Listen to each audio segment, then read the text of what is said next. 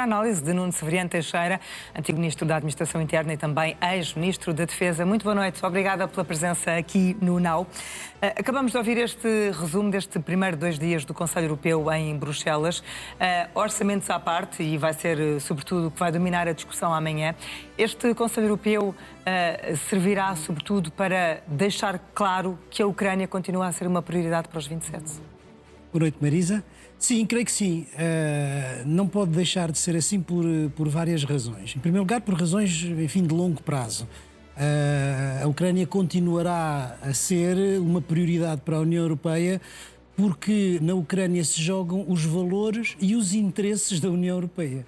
Os interesses em matéria de segurança, porque a Ucrânia deixou de ser um Estado tampão para passar a ser a fronteira entre a União Europeia, entre a Europa e a Rússia, e porque essa fronteira entre a Europa e a Rússia, por uma questão de valores, é também a fronteira entre a democracia e a autocracia.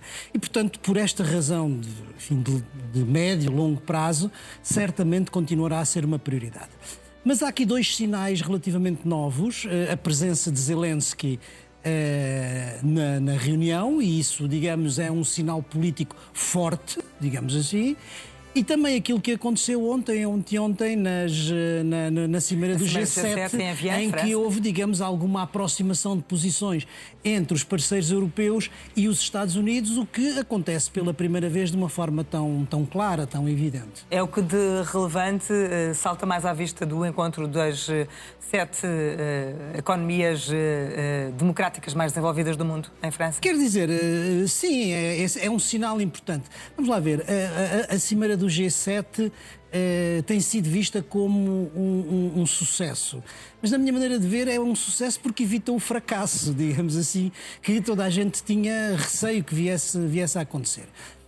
A diplomacia europeia, em particular o Emmanuel Macron, tiveram uma vitória diplomática, digamos, tática, mas não resolveram nenhum dos grandes problemas da governação global, nem sequer da relação transatlântica. Agora, na minha maneira de ver, o que a Cimeira, o sucesso da Cimeira tem a ver com a forma como os europeus foram aprendendo a lidar com o presidente americano. E combinaram nesta reunião do G7 2 ou 3 coisas que surtiram efeito. Em primeiro lugar, uma deferência simbólica para com Trump, ou seja, uma diplomacia pessoal, acomodando a agenda aos seus tempos, aos seus momentos. Começaram a jogar o jogo de Donald Trump, de certa forma. Fazendo com que, por exemplo, os elogios pessoais, que é uma coisa que o deixa satisfeito. Que o deixa satisfeito. E depois uma outra coisa que não é despicienda, que é o facto de ele gosta de ambientes luxuosos, como ele disse, sobretudo daqueles que os Estados Unidos não têm, porque não tiveram nem reis nem imperadores e não têm Versailles, não é? E, portanto, fazer aquele jantar no Palácio de Versailles é uma coisa que o deixa satisfeito e, portanto, isso é importante. Depois, do ponto de vista, estávamos a dizer isto a propósito da Ucrânia, do ponto de vista estratégico, uma aproximação à linguagem de Trump. Porque, repare, os europeus não invocaram imperativos morais, obrigações legais ou jurídicas, não. É uma questão estratégica, é uma questão de poder. E isso ele percebe. E o que é que falar a mesma linguagem. A mesma linguagem dele. O que é que os europeus disseram? A Ucrânia está a ganhar, a Rússia está a perder, é preciso apoiar porque eles podem ganhar.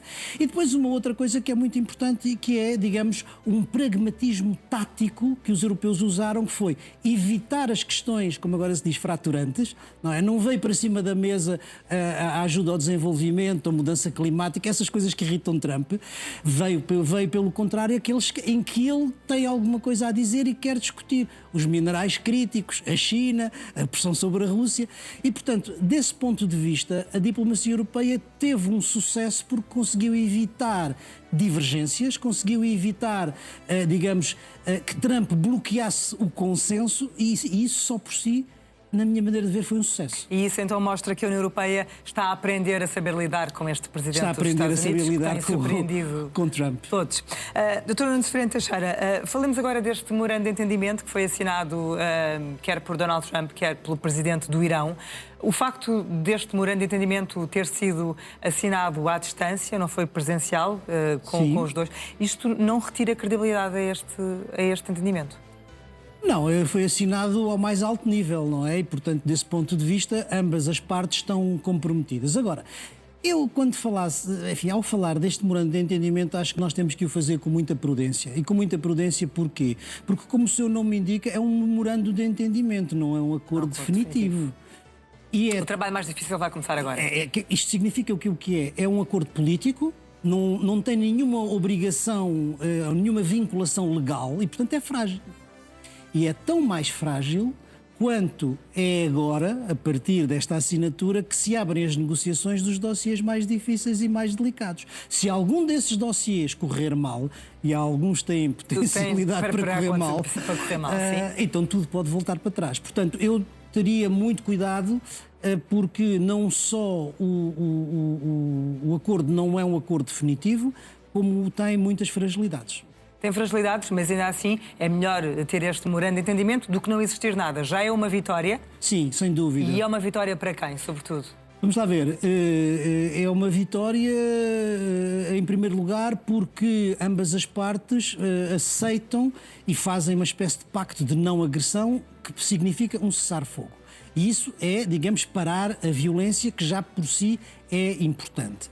Agora, se a Marisa me pergunta quem é que ganhou e quem é que perdeu, eu diria assim, para nós fazermos essa avaliação de quem ganha e quem perde, nós temos que fazer uma comparação entre aquilo que são os objetivos declarados no início da guerra e aquilo que são os objetivos obtidos, não na paz, mas digamos no memorando de entendimento. E que são diferentes. E que são diferentes. Eu diria assim, há um vencedor maior, há um vencedor menor e há um derrotado. O vencedor maior, na minha maneira de ver, é o Irão. Porquê? Porque foi aquele que alcançou mais dos seus objetivos.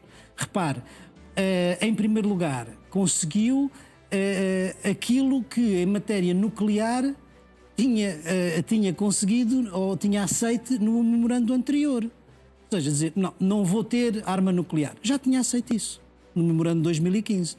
Aceita a inspeção da Agência Internacional de Energia Atómica relativamente ao seu programa e, digamos, ao enriquecimento do urânio. Já tinha aceito. E, mas portanto, depois, se isso na prática acontece mesmo, isso aí é outra... Vamos ver. É outro ponto. Há algumas cláusulas que são mais, digamos, rigorosas relativamente àquilo que era o anterior. Mas, digamos que, basicamente é a mesma coisa. Agora, consegue um ganho económico extraordinário. O alívio das sanções,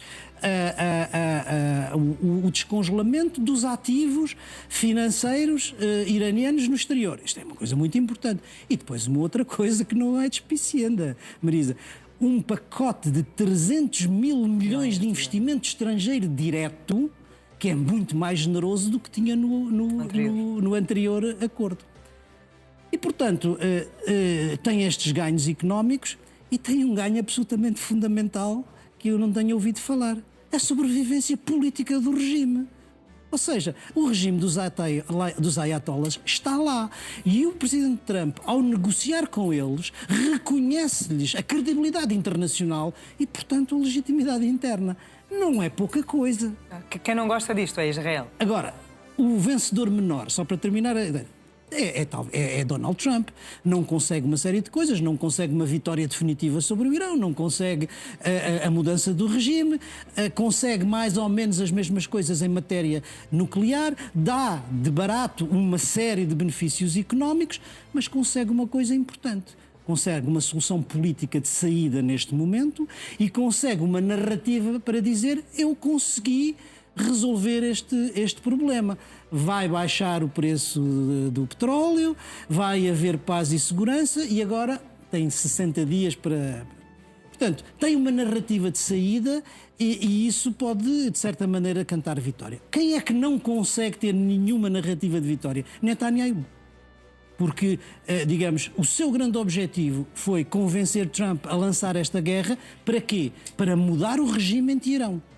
Não conseguiu mudar o regime em Teherão. E mais do que isso, está em risco a amizade ou a confiança com o seu aliado principal no Médio Oriente, que é justamente... A parceria começou de uma maneira a 28 de fevereiro e agora está completamente diferente. Completamente diferente.